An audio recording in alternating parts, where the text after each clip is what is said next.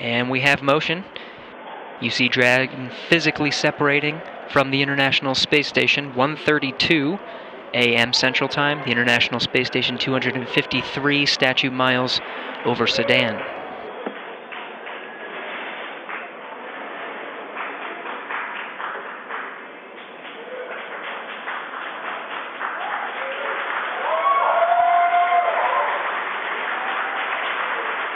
Houston, the station is supposed to go into ISS thrusters enabled. Copy.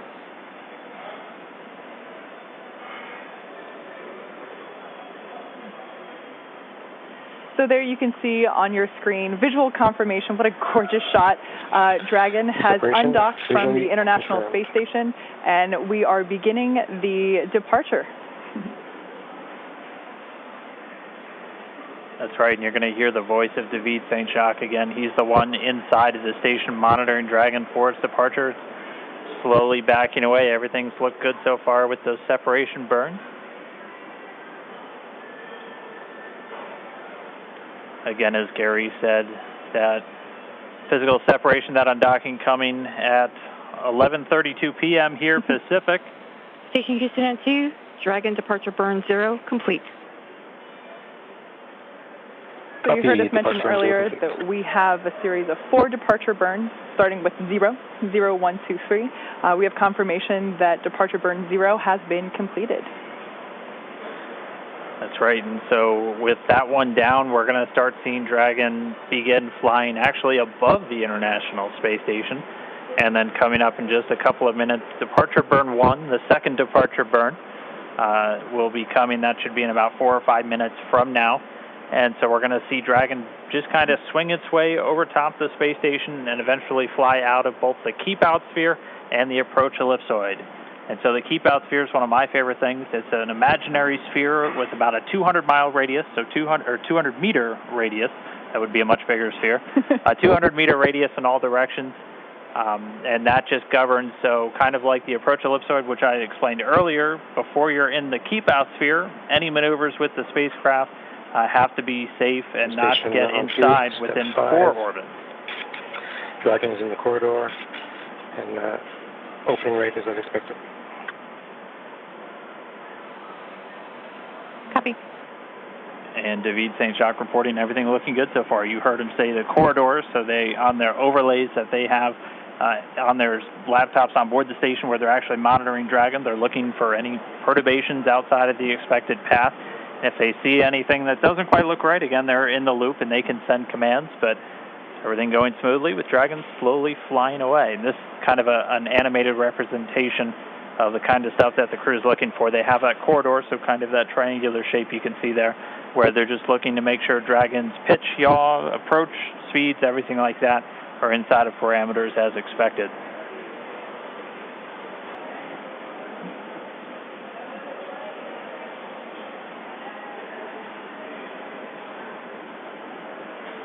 Dragon continuing to fly free. Look, everything looking good so far.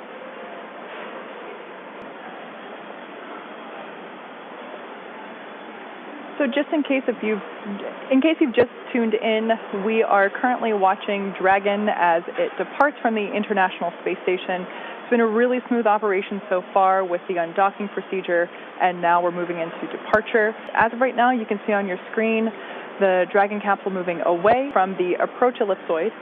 There we can see the nose cone still in its open position, leaving the forward hatch exposed. We will be closing that prior to Dragon's re-entry.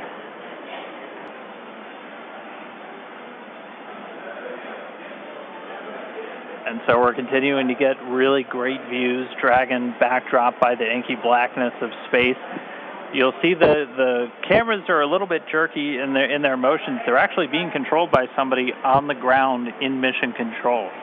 We always like to talk about how in mission control over in Houston, that's where they actually fly the space station. That's where they control everything from the cameras and the communication to even the thermostat on board the space station. If it's too hot for the crew, they talk to the ground, and they're the ones who can turn the AC out. But so it's actually somebody at a console right now who's controlling those cameras, sending commands just to move all the pan, tilt, focus, everything else. They're doing it from a console on Earth while the thing is flying 250 statute miles over the Earth on the other side of the planet.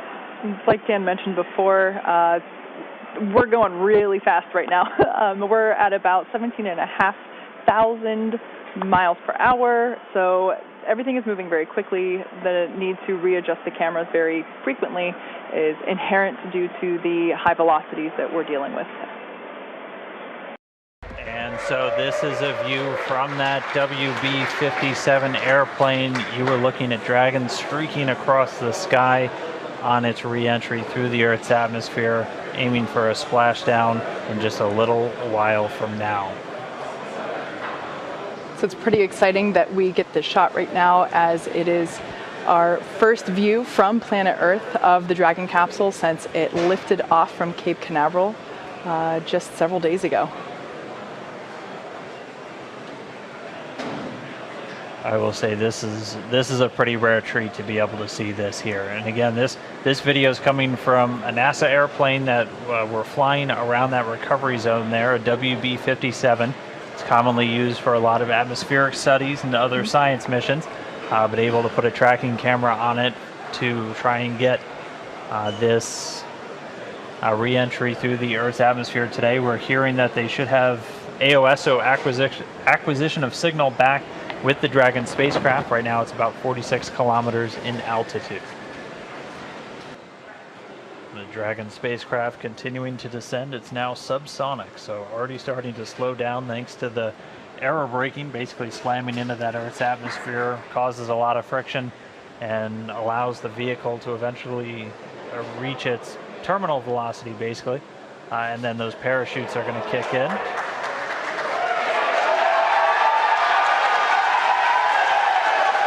So there you have visual confirmation of the deployment of our drogue parachutes. This is the first of 2 parachute deployments.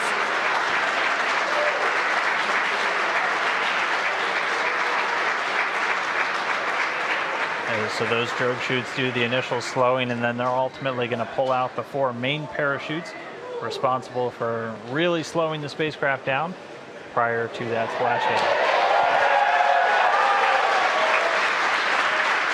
You can hear cheering here at SpaceX headquarters as the employees that have gathered around our Mission Control Center are sharing the same view as you. What a gorgeous shot of Dragon coming back down.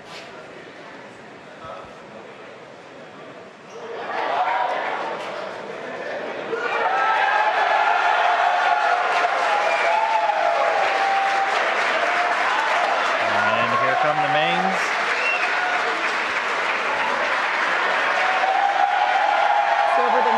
Seconds, we will see those main parachutes exactly like that begin to expand as they capture more air, further decelerating the Dragon vehicle down to the Atlantic Ocean.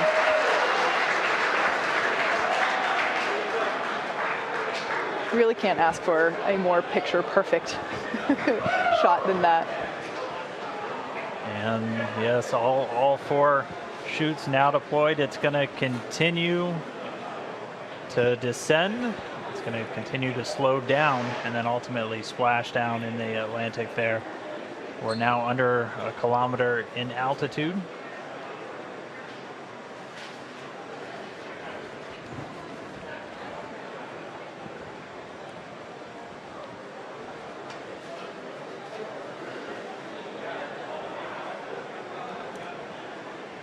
Just about 750 meters to go.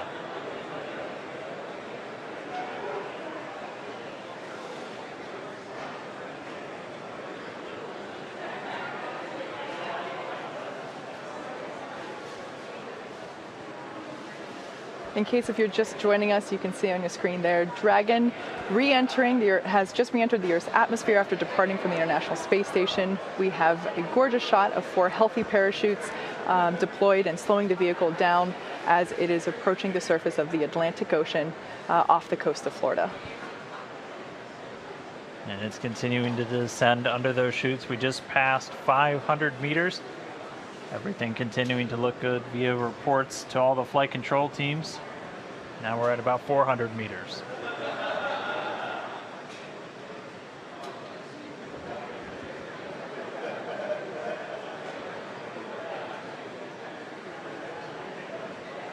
And just passing 300 meters, continuing to descend. We might be right on time.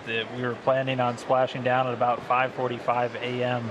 Pacific, and we're getting real close to that bingo time. Just past 200 meters.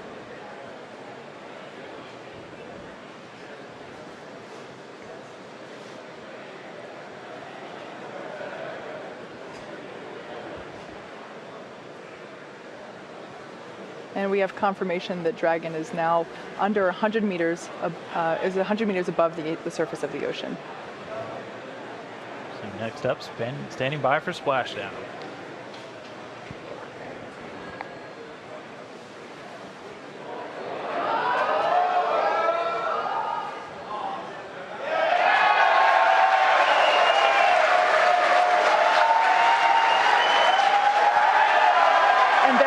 Confirmation of splashdown. Dragon has returned to planet Earth. It is now back home, and you can see on your screen our two fast boats racing out to the capsule, now in recovery. That splashdown came right on time, 5:45 a.m. Pacific, 8:45 a.m. over on the East Coast. The teams that have been ready and waiting, they were staged just a few nautical miles away. They're going to start moving in now. You can see those two fast approach boats already speeding their way towards the capsule.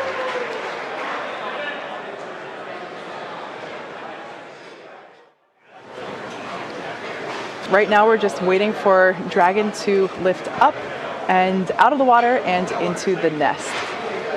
And there it goes. So there facing us is what we call the side hatch, and that is where, as Dan just mentioned, the astronauts would, if we had astronauts on board today, where they would be exiting. The top hatch is what we use to connect to the ISS, and that is currently hidden underneath the nose cone. But like we said, astronauts will be coming out of the side hatch. And we got a beautiful shot there. Now the hydraulic lift is coming back towards us, and it is preparing to lower the Dragon capsule into its nest.